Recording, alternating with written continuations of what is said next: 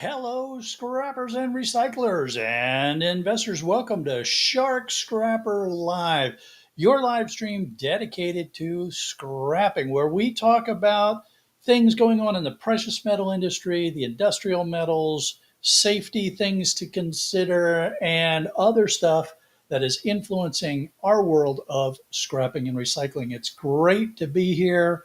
I really apologize for not being able to join everybody last week.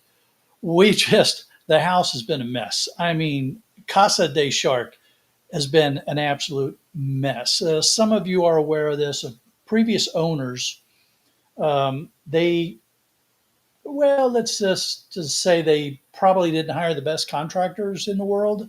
And so I've had to fix quite a few things since I moved in. And a big one that became a problem was plumbing on the second floor started leaking. And so we've been tearing out roofs, tearing out showers, redoing a lot of bathroom kind of stuff that just should have been done right the first time and wasn't. Very, very frustrating. It almost looks like it was DIY kind of stuff that's now gone wrong under my watch. But anyway, that is neither here nor there today because right now we are talking about what's going on this week. And we are going to dive right in with gold as our precious metal discussion today. Now, over the week, while I was doing some research and stuff, I decided to go ahead and commit to subscribing to Trading Economics. I did that because it gives me a bit more things I can do with this tool as a paid member that the free version just didn't allow. And I'm hoping that that will help this stream to be a little more useful for all of you out there. So we have gold, and gold was hovering around 33.20 per ounce on Friday, holding on to losses from the recent session as optimism over U.S. China trade talks sort of put a tamper on safe haven assets. That's basically the bottom line for the week. Things were settling down a little bit, so investors are like, well, maybe things are going to get settled down. So the demand, the driver for safe haven, in particular gold, kind of slowed down a bit. Nothing unusual about that kind of reaction to the safe haven markets. And if we take a look at what the candlesticks looked like for the week, well, you can see we've got early in the week, a lot of uncertainty, climbing, climbing, climbing. We peak out here, at around 34, 36. Things start to look like there may be some talks and some negotiations. And so prices come down and sort of move around a bit as investors settle in on, well, what might happen here. It's one of those things where when I talk with people, I there's a part of me that says, oh, I love the fact that there's so much volatility going on in the markets right now because it's driving gold prices way up. That means when gold prices go up, the prices that scrapyards pay for our printed circuit boards goes up. And that's good for us, except it's bad for us because it also means a lot of other things are in turmoil and prices. Well, we're not going to make enough on the difference in our PCB boards to make up for all of the other economic instability that's playing out there. So um, we'll, you got to keep that in mind. This is the 1 week look. If we look at the month, we can see this volatility playing out. We've got April 21st, we're way up. We come back down, we're up, we're down. So this volatility just keeps on tracking along here. Here's the 6 month, which overall is, that's a pretty good signal. We like that, right? It's funny how things tend to smooth out a little bit when you look at the bigger picture. And this is good for us because when gold prices climb like this, our gold bearing material, our printed circuit boards, they are more valuable and we get more money. I mean, board sort is paying record highs for material right now. We haven't seen prices like this. So at least not since I've been scrapping, and I've been, doing this since 2018. So yeah, it's definitely a good thing for us. Um, Here's our 1 year chart, and we can see how this climbed out. Now let's take a quick look at the forecast here, because I want to take a look at something for everybody. If we look at the forecast, the trading economics folks and other indicators I've looked at are all looking at gold going over 3,500 an ounce, 113.8. All right, so that's pretty good, and you're looking at a if you look at what gold is going for now versus what it could be in the next 12 months, we're looking at it increasing a little over $150 an ounce. Now, why is that important? Well, because if you're thinking to yourself, oh, I'm late to the market, I can't get into this, I'm not going to be able to make any money, you're angry about that. Well, maybe you can. Let's pop over to AppMex real quick. As you all know, I am not sponsored by AppMex. I get nothing from AppMex. It's just a site that I use to buy and sell gold. Now, let's look at gold here, and we've got a lot of different ways that we can look at, what to buy for gold. Then if we go into gold bars and rounds, and we can see gold by weight, and you got AppMex gold bars. That's not what I want to look at. I want to look at deals. I want to get my gold for the least amount of premium paid as possible. Now, I'm not a big fan of smaller quantities because the premium, even on the deals, is pretty high. So, I like to buy 1 ounce gold if I can.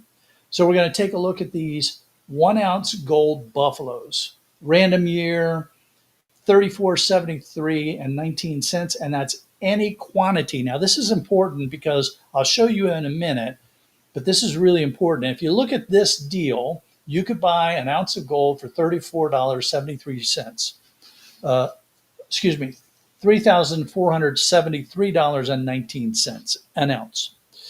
And if gold gets to where we think it's going to get, well, then you stand to make some pretty good money there.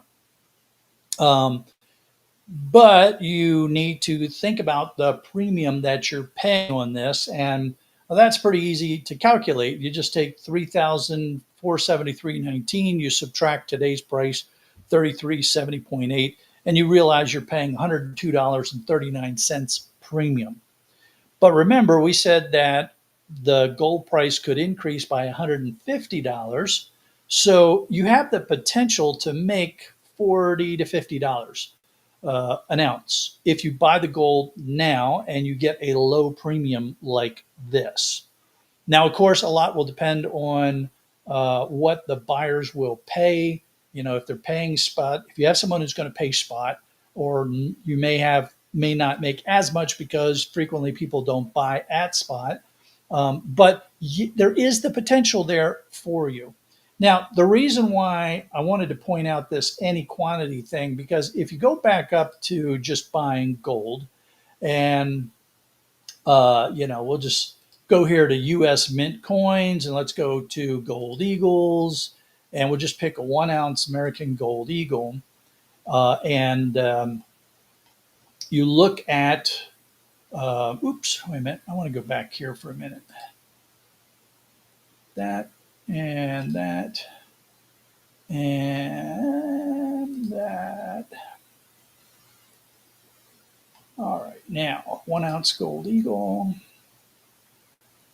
One of the things that you have to be careful of when you see prices on the coins, and this is going to be the case for a lot of dealers, you want to make sure that you're looking at either any quantity or the price for the quantity that you intend to buy, because a lot of places will change the price, the premium, based on the amount of coins that you buy.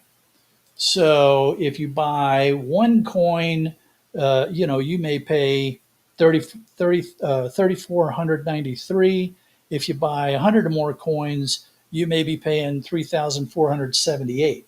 So you really need to pay attention to that, how that premium can change based on the number of coins that you buy.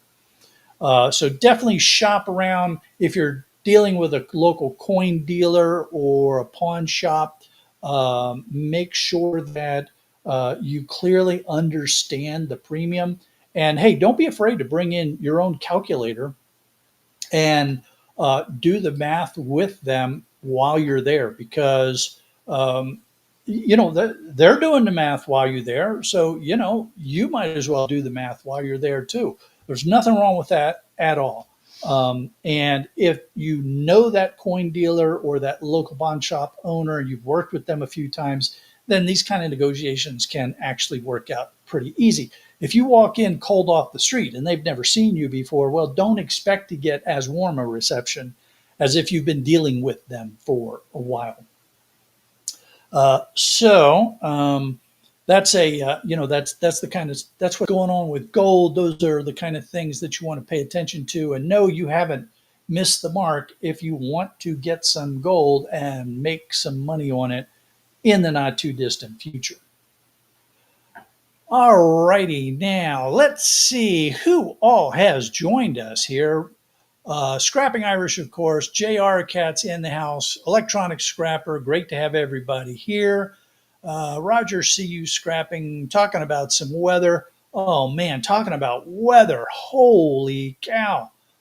So here's what we've had up here in Western North Carolina. We've had hurricanes, we've had fires, we've had floods. We had hail this week. I mean, big hail. The size of marbles. It's just ridiculous. And then Saturday, we had an earthquake. I'm sitting here thinking to myself, okay, what's next? We're going to have a volcano blow up or get struck by a meteor. When I heard about that Russian satellite coming down, I was ready to go hit the fallout shelters. Man, it's just been insane. Let's see. Everyday Solars, welcome. Great to have y'all here. She's watching while she's doing PCs in the shed. Scrapping with Grandpa. Awesome. Great to have you here. Fellow North Carolinian from the other side of the state. Let's see. E-Waste Mike is in the house. Welcome, Mike. I know, Mike, you're here just for the safety talk, so we'll get there in just a minute. Hang on. Loeffler Sheffley, welcome. Mike's Meltdown, welcome. Let's see. Living Off Scraps, welcome. Great to have you on board. Let's see. Anybody else? Yeah, that's about it. All right. So, yeah, Roger, we felt the earthquake. It was funny. My wife and I were in my office here, which is a disaster right now because I've had to move a lot of stuff in here as the contractor gets into the walls and things. And so we were sitting here talking, and I kind of heard, and then a kind of a really low frequency kind of rumble. And I said to my wife, I said, do you hear that? And she said, no, but I feel it. And we could feel the house vibrating. And we still have a lot of the forestry trucks that come through because there's still a lot of down trees and everything that get cleaned up. And so I was thinking, man, that must be one really big truck coming down the street, but there was nothing there. And then I went and looked and I started getting the news flashes about the earthquake. So that was pretty cool. And when I lived in California as a young officer in the Navy, San Diego, Long Beach, those kind of areas, so it wasn't unusual to experience earthquakes in Southern California. And as I have learned, apparently we get earthquakes a lot here in this part of the U.S. It's just that they're really low magnitude, and so you hardly ever feel them. This one was about a 4.1, and so that's why a lot of us felt it. So really interesting, the dynamics, the way, the geology of this part of the United States and why we have earthquakes here. It's pretty cool. All righty. So just a very weird week going on here. I got to tell you, our safety feature for the week is again a lot of times these safety events come up because something happens, and it causes me to say, "Oh, that's an interesting subject. We should talk about that." And I a couple of my scrapper friends out there got injured during the week. I think most of you probably know Paul, Scrap and Pallet Man, smashed his finger. A couple other folks got injured. And so I got to thinking, you know what? Maybe we ought to talk about first aid kits, because first aid kits are the kind of thing that make a lot of sense, especially for scrappers to keep around. And they're they're also one of these things that boy howdy, you could, you go to some stores to get a first aid kit, and they're going to sell you stuff that you're never going to use in a million years. You could just as easily put together your own first aid kit with a little bit of just thinking through, okay, what are my likely accidents? For some of you, those are more frequent and of a worse nature than others. But you want to have a first aid kit that sort of makes sense. Now, I'm showing you the Red Cross first aid kit here from the Red Cross store. Well, because Red Cross does a lot of good training and a lot of good support. And if you buy any of the stuff from the Red Cross website, a portion of those profits support what the Red Cross does around the world. So, if you're going to buy a first aid kit, might as well buy it from the Red Cross, right? But still, you want to take a look at the first aid kit.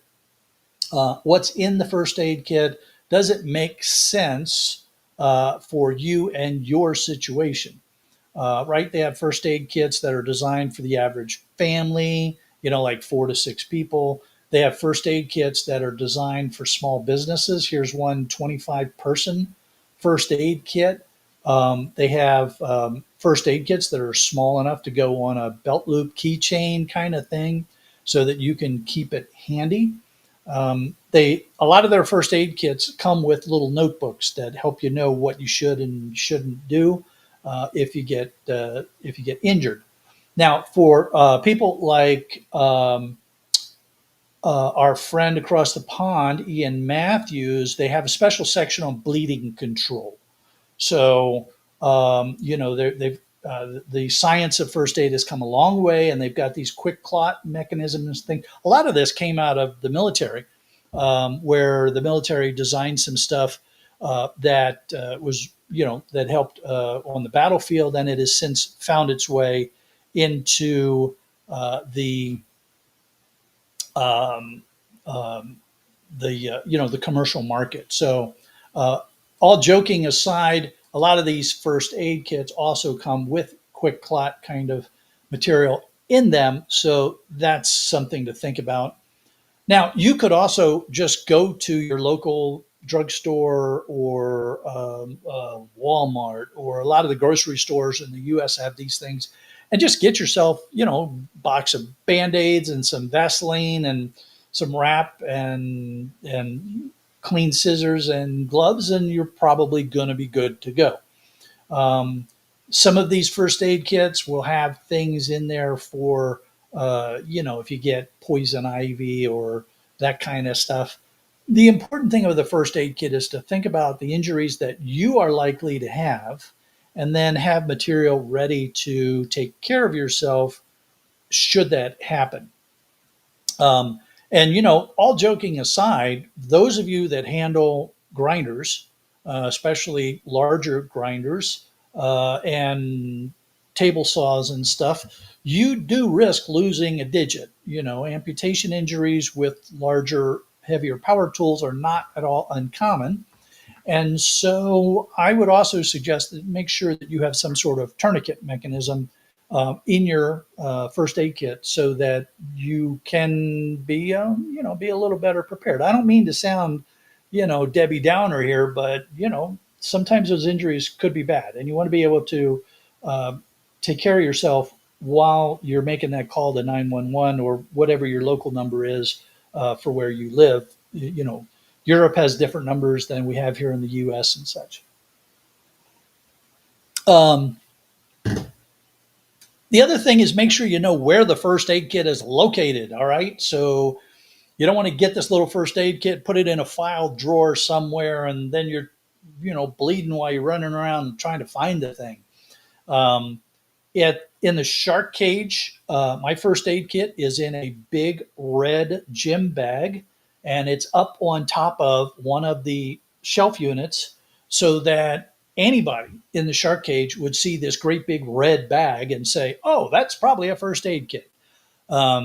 Or I can just say to them, "Grab the red bag." It's plain, painfully honest, yeah, obvious where it's located. I'm having a hard time with English today.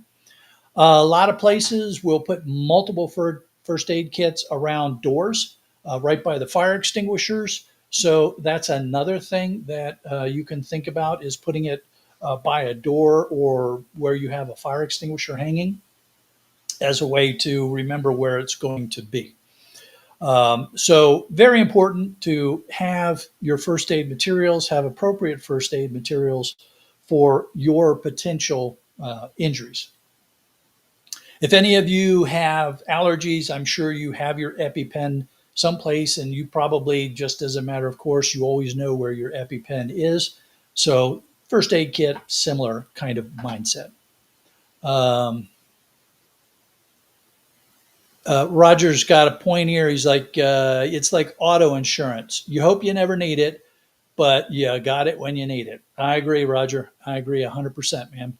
I would much rather never have to open that first aid kit than really need it sometime and it not be there. That would be bad. JR Cat is saying that his wife got poison ivy again. Man, that sucks. I have so much poison ivy here behind the house. I started going after it last year, and then the hurricane came in, and we've been clearing stuff out. I see it starting to creep up the trees again, and it's poison ivy is one of those things you got to really be careful with it because it's annoying, and for some people it can be more than annoying. But yeah, it's you get that sap off of the poison ivy, and it's thick, and it gets on your skin. If you wash it very quickly, you can probably limit the reaction that you're going to have. But the best thing to do is just make sure that you're wearing gloves and long sleeve shirts and not open toed sandals and bare hands when you're out there trying to handle poison ivy, if you're going to handle it. um, Roger's also saying that his public health district gives away Narcan. Oh, um, that's interesting. I'd never thought. Well, I don't know. All right, so those of you that don't know, Narcan is what for the first responders give when there's a potential overdose. Um, so I've never really thought about getting, asking the local health folks for a couple of Narcans to carry around in the Sharkmobile. Well, that's interesting, but a good point, Roger. I'm glad you brought that up. Depending upon where you live and the neighborhoods that you're going into, maybe having some Narcan available wouldn't be a bad thing. Um, so yeah. So anyway, well, Jr. Cat, just because somebody has a master's degree in something doesn't necessarily mean that they're smart about a lot of other things. So, um, but I would think that if you got poison ivy once or twice, you'd make sure that you paid attention to what it looks like.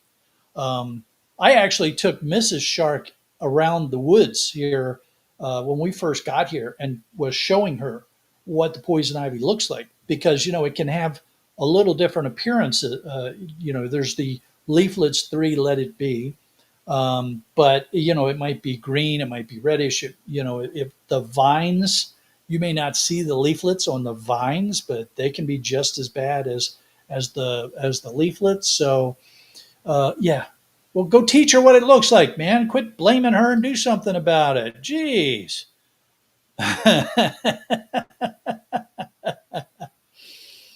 Yeah, Roger, I've not seen it in person how Narcan works. I've seen some educational video clips of Narcan response, but yeah, it's pretty amazing that the what that can do for people. Um, oh, Jr. Cat, man, you cracking me up.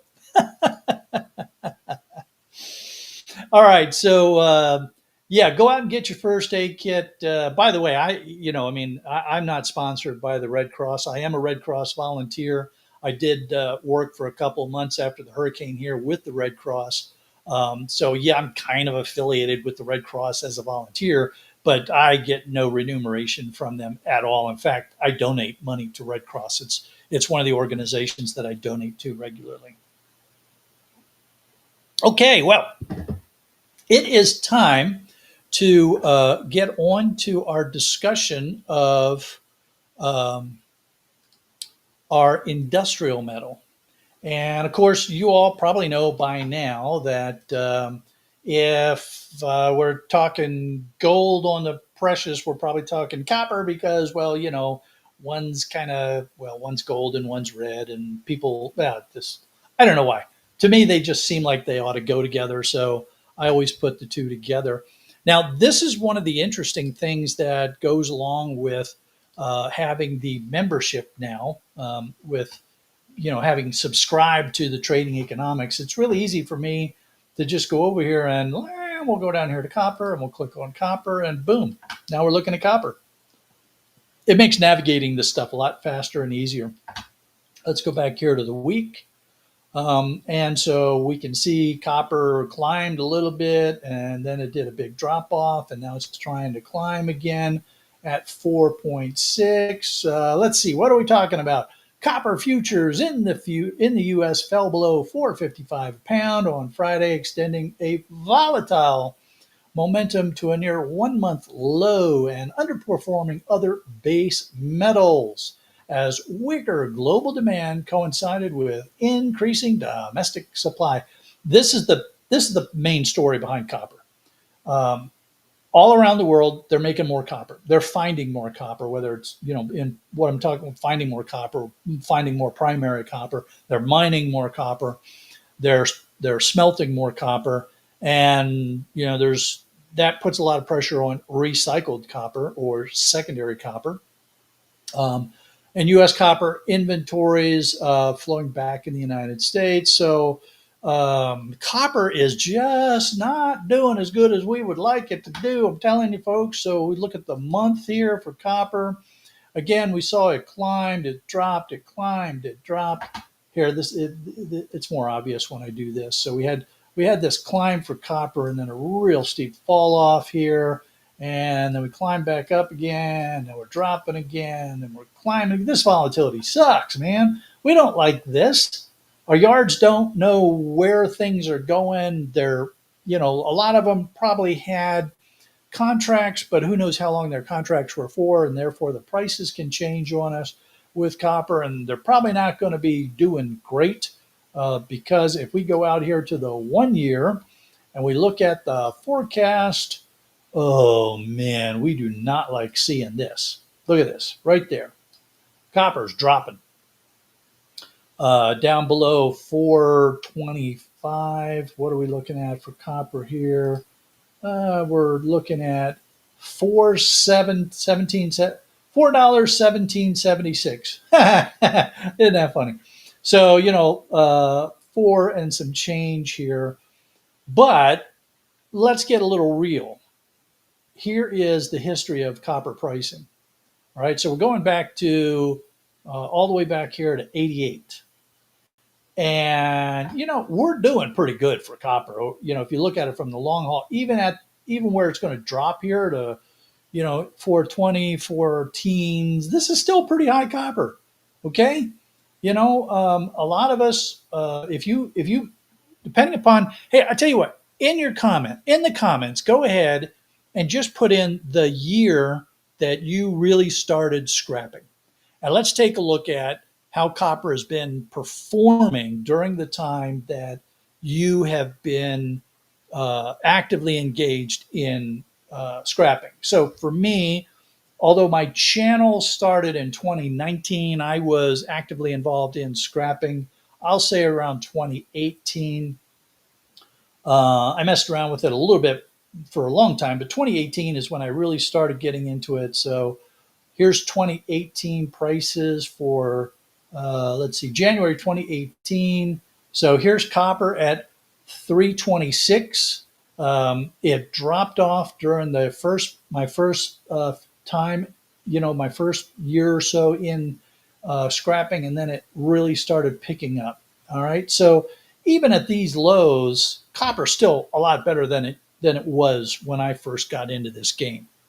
Let's see, John Anderson, 2014. So let's see, 2014. So here you are, a little over 3. You had to put up with this drop, but then it climbed up, and you were like, "Oh yeah, it's climbing," and then it dropped, and you're like, "Oh man!" And then we had this huge climb. So, electronic scrapper, 1996, 1996, man, all the way back here.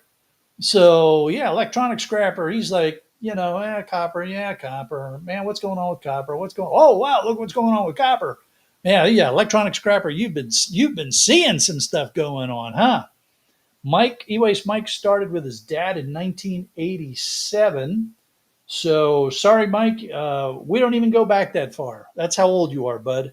We don't even go back that far on the charts. Yeah. Oh man. Yeah, but it's for Mike, he's seen some pretty drastic changes going on with copper during his time. So freaking awesome. Welcome, by the way. I don't think I said hello yet. Freaking awesome has still got his receipts from back in the 90s.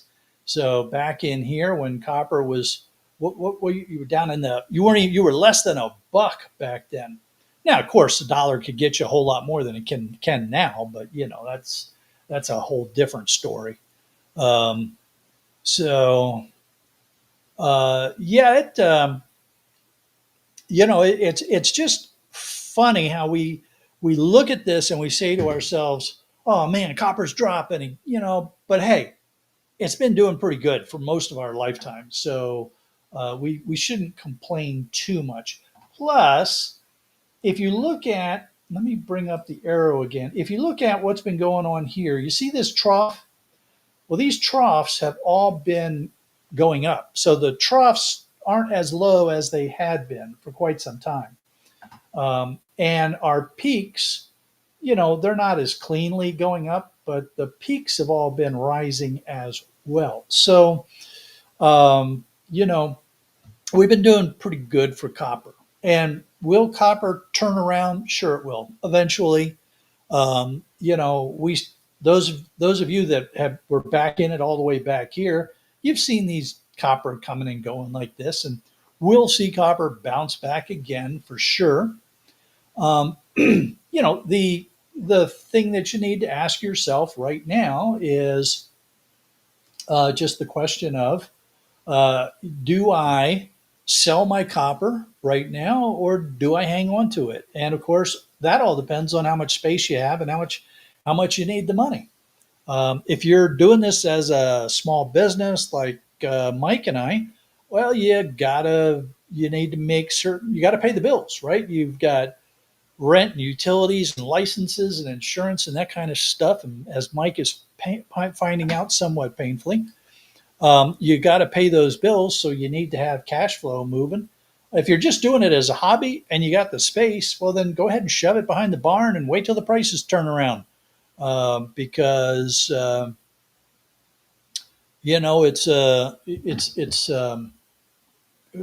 not, right? If you know the prices are dropping off and you don't need the money and you got the time to wait, then go ahead and wait.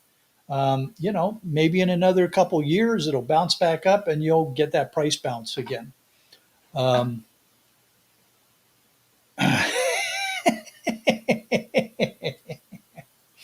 All right, Mike. You don't know, man. Yeah, I mean, I could die tomorrow, and then you could catch up with me and be ahead of the game. See, so um, yeah. And let's see. I saw another comment here about Ian Matthews was. Let's see, where was that comment? Let's see. Scrapping Irish said that Ian Matthews started around 1745.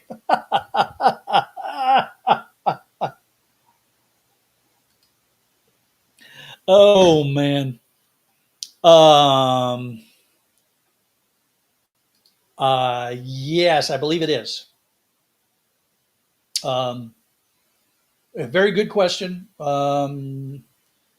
I let me dig into that a bit more, and I'll when I find out for sure, I can make some comments on that in future discussions.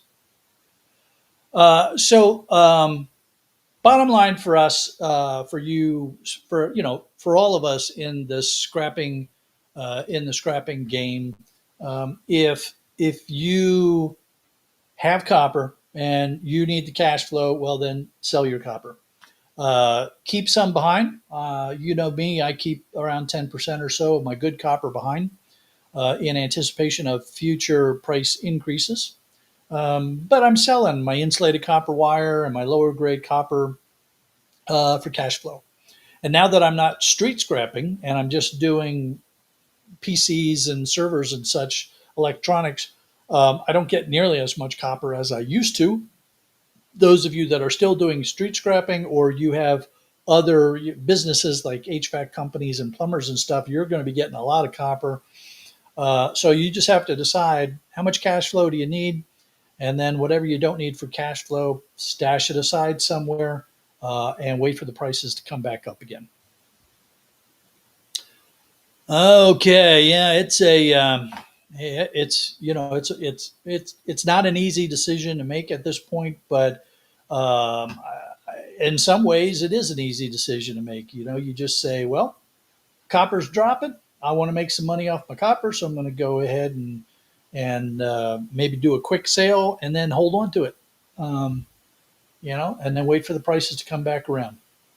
Anyway, we will keep looking at it. We'll keep an eye on seeing what happens to prices of copper as that situation plays out for us over the long haul.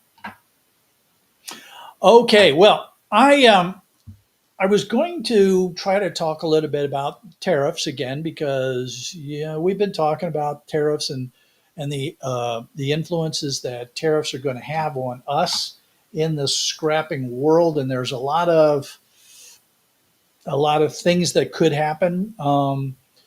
But yeah, things have been really weird, right? They're on again, they're off again. We don't know how much is on. We do know that we've got the first loads of materials that are showing up with heavy tariff prices attached to them. We're starting to see some retailers show what the tariff cost is. We have some retailers that just aren't bringing stuff in. We're seeing stories about uh, em- empty ports or ports that have fewer ships and fewer containers stacking up.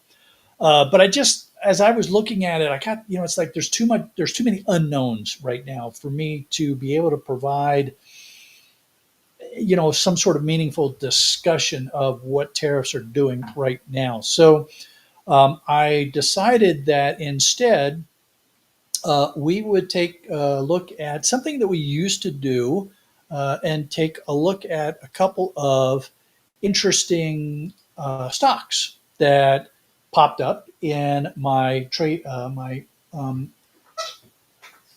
investment magazine. Now, many of you regulars, that I get my information primarily from the Value Line Investment Survey. I do not, um, they do not take any advertising for this. It's all subscription based.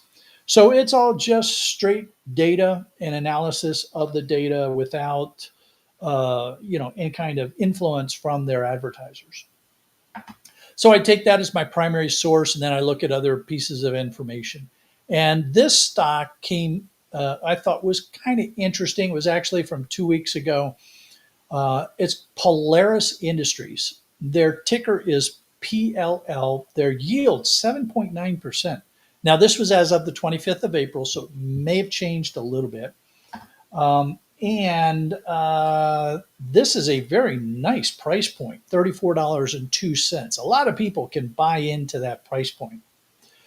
You can see that they are qualified by my standard as 17 years or more of increasing dividends per share. They didn't even have any flat years. It's always been up. They're not qualified in cash flow per share, earnings per share, as you can see here. Excuse me.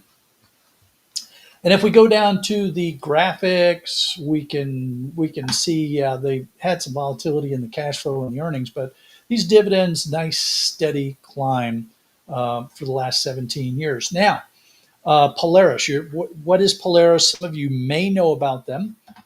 Some of you may be unsure about who they are. So I thought that I would also just take a moment and share with you who Polaris is. So hang on just a second. Let me do that. Let me do this. And then we can do this. Now, again, I am not sponsored by Polaris. This is their website. I have no ownership or rights to it. Anybody can click on this. I'm using this to demonstrate to you what Polaris is. They make ATVs, all-terrain vehicles. They make So you got off-road, explore off-road. Let's go look at their off-road vehicles. They make snowmobiles, as you saw. They make they actually make, and I don't know if you have seen these. These They make the motorcycles, and they make these things called slingshots, and those are hilarious. We used to see these around St. Augustine in Florida. They're like tricycles with the wheels up front and the one wheel in the back. And so there was a company in St. Augustine where you could rent these and drive around St. Augustine. So I guess maybe a lot of touristy kind of places would have something like that. They also have boats, and they also have a commercial arm for working around the work site, and then they have a government branch for military and police. So why do I think that there's something here that you might want to think about? Well, it's a good dividend, 7.9%, and they have always tried to take care of their investors with the dividends.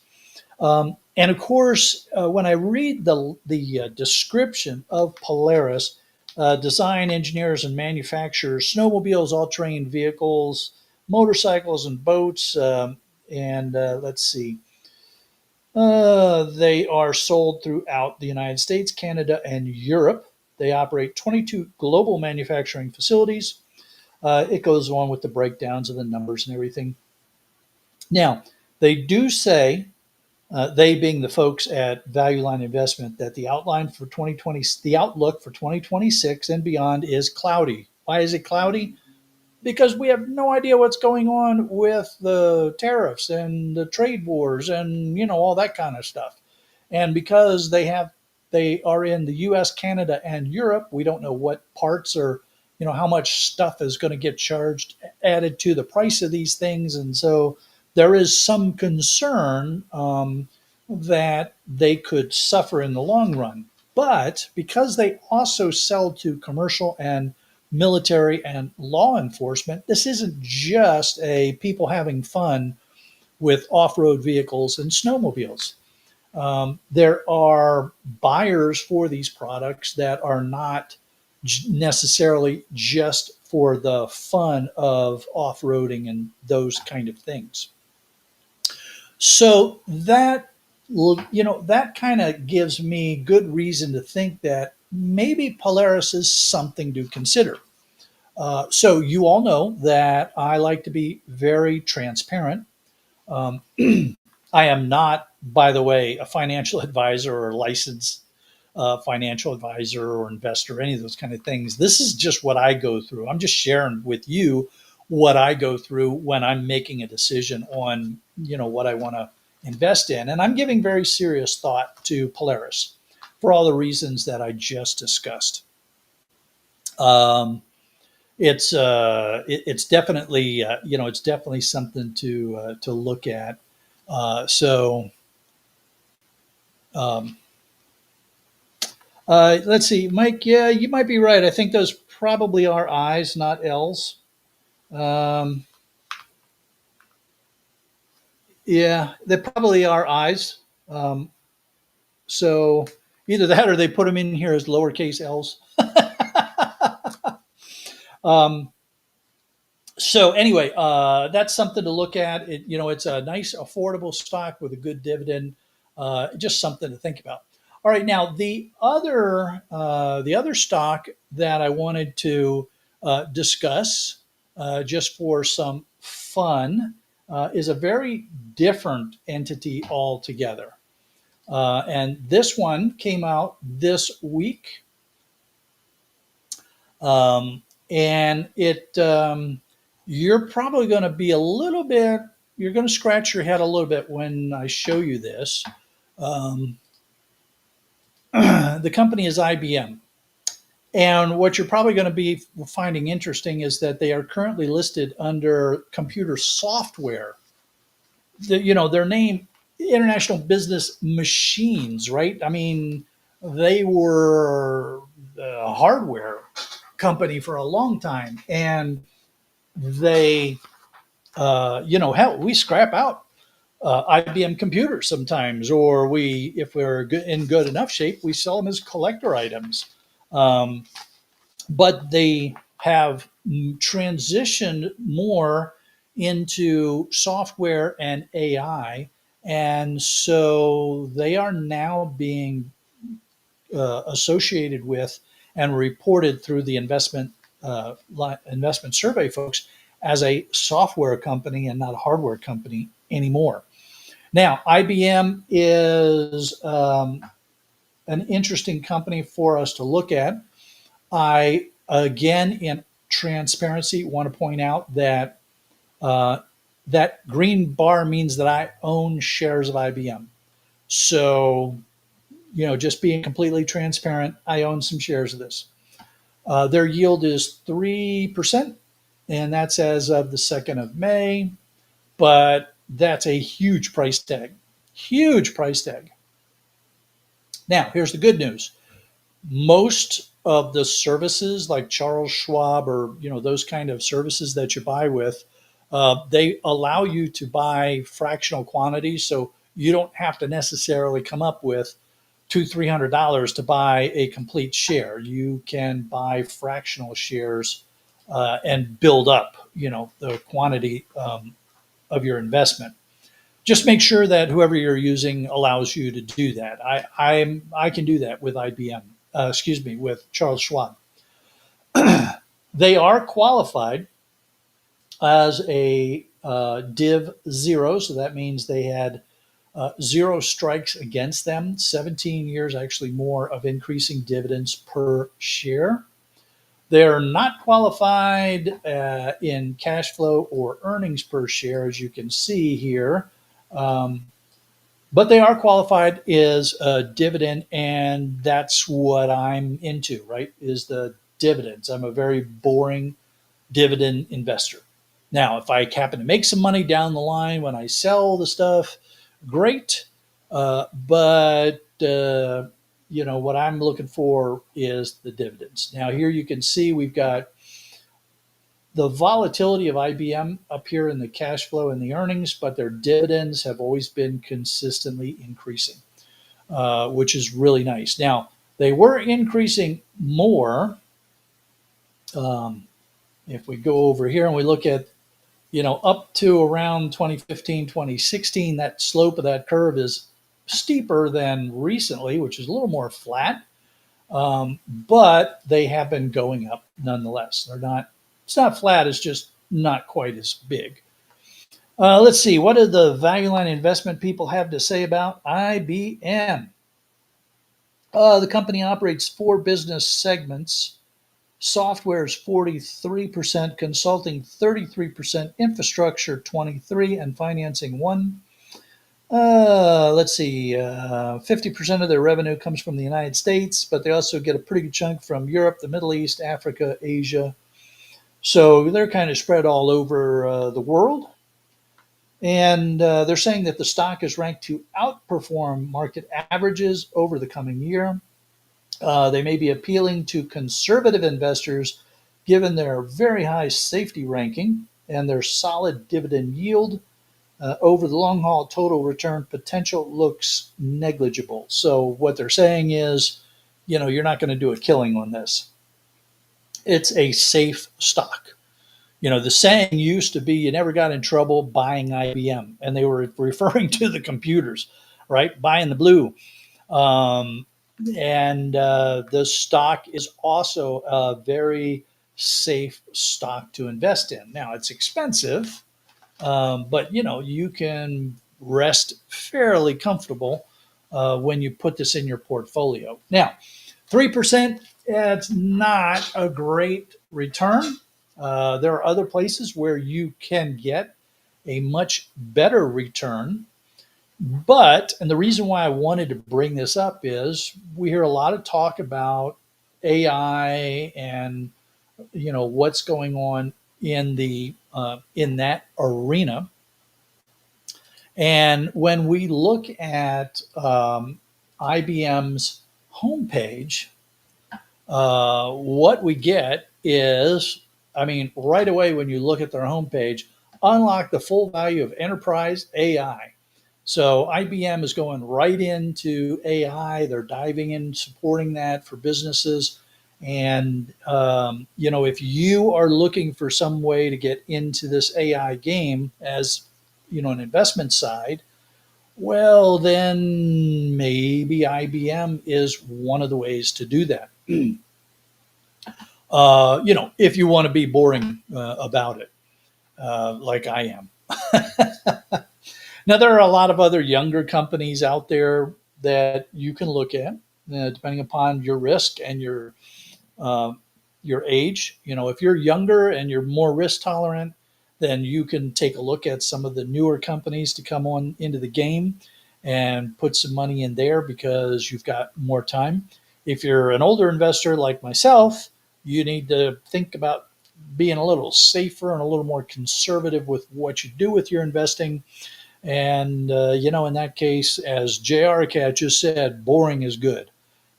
So, think about, think about IBM as a way to get into AI. I tell you, I have been really upset with a lot of the AI stuff that I'm seeing on YouTube these days. Um, I'm getting so frustrated with these low effort and no effort videos that are showing up that are completely AI generated. And it's more than just that bland AI voice. You could tell the AI voices for the most part, unless they're trying to impersonate someone. Um, but it's also just, so there was this one that was talking about a military event and they had the wrong uniforms, they had the wrong ranks, the story did not match any of the graphics. And it was just freaking stupid. They're talking about Marines and they got people, and they got this group of soldiers that are in mixed uniforms, Air Force and Navy and Army and Marines, and they're from different, genres, different years that the uniforms were out there. And I just immediately turn it off because it's like, you know what? If you're not going to make any effort to QC the AI work, why am I going to bother to waste my time listening to this crap? Um, Now, there's folks out there that are using AI to help them make more appealing thumbnails, more interesting looking thumbnails. But again, I get really frustrated when I see a thumbnail that is suggesting one thing, and then the video is kind of there loosely, not really applies. It's like, come on, guys. I get it. You want to use AI to improve your performance on YouTube, but put some effort into it. Okay, at least pay attention to what the graphics are, or what it's saying and stuff, because nothing can turn me off faster, and I'll just click right away from it. I won't even bother watching it when I see that the AI is all screwed up and the creator spent absolutely no effort trying to clean up their AI or the material that they're putting out there. And the same is going to be true of investing with AI. So, if you're asking one of the AI tools, Chat GBT, should you invest in such and such? Just be really, really careful, okay? I share with you what I go through, the process that I go through to make a decision. And again, I'm not a certified investor. I'm not licensed. I'm just telling you what it is that I do before I make these decisions. And you really want to pay attention to some of the information that you're getting from these other sources, because, depending upon what AI tool they're using, it may or may not be very smart. And just because it's an AI bot that's telling you something doesn't mean that it's right by any stretch. Um,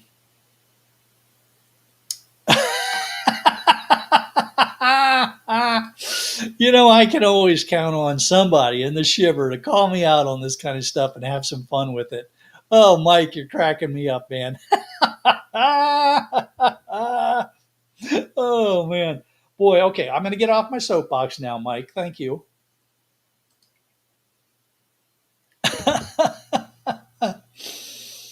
Oh, man. Let's see. What kind of comments did we come up with here while we were going through some of this stuff? Let's see. E-Waste Jill joined us. Hey, Jill, great to have you here. Simon, great to have you here, man. Sorry I didn't say hello when you first came in. Living off scrap. Oh, I said hello to Living Off Scraps. It was great to have you here. Uh, let's see. Roger was saying his grandfather was one of the first TV repairmen in the area. He had a chance to buy into a company for $25 per share. That company eventually became IBM, and he didn't buy in. Oh man, that's pretty common, right? Early on, people, like, they hear about a company. There's plenty of people that had similar kind of opportunities with Apple, and these kind of things that are like, oh geez, I could have bought that for $5 a share or something like that. But in the beginning, you don't know. You have no idea if that's going to be the company that makes it or doesn't make it. And so, early on, it's a gamble. Microsoft, how many people could have had an opportunity to get into Microsoft very early and done really well? But you don't know with those early companies. Now, that is absolutely a viable investment strategy, to look for brand new companies, research the bejesus out of them, look at their owners, look at their head shed, and try to make an educated determination on the potential for them to become something. But even then, it's kind of a crapshoot, because they could turn around and fail. They could have the best product in the world, and they could still fail. When the war between Beta and VHS was going on, Beta was the better technology. Go back and look at the material from that day, and you'll see that Beta was the better technology. But VHS, I think it was Sony that was really pushing it. Was it Sony? I forget who it was, but VHS was better marketed. So the marketing outdid the the actual capability, the actual technology, and VHS won out. So you just don't know for sure how it's going to play out in the long run. And investing early on in a company is uh, risky, very risky. That's why I like to be just a boring old dividend investor. All right, everybody, it is time for us to hop on a plane and head on over to Ireland. So here's the joy of YouTube. If you don't have a plane or a plane ticket, or you don't have your passport, no problem. Just stay here. If you have autoplay enabled, when I end this stream, you will be automatically redirected across the pond over to Ireland, where we will join Scrapping Irish, who is in process. Never know who's going to show up in the panel, never know which way the discussion is going to go. So it's been great. I've had a lot of fun talking to you all this week. I look forward to seeing you in Ireland. And if I don't see you in Ireland, have a safe week and just take a deep breath and relax a little if you can. We'll see you all later.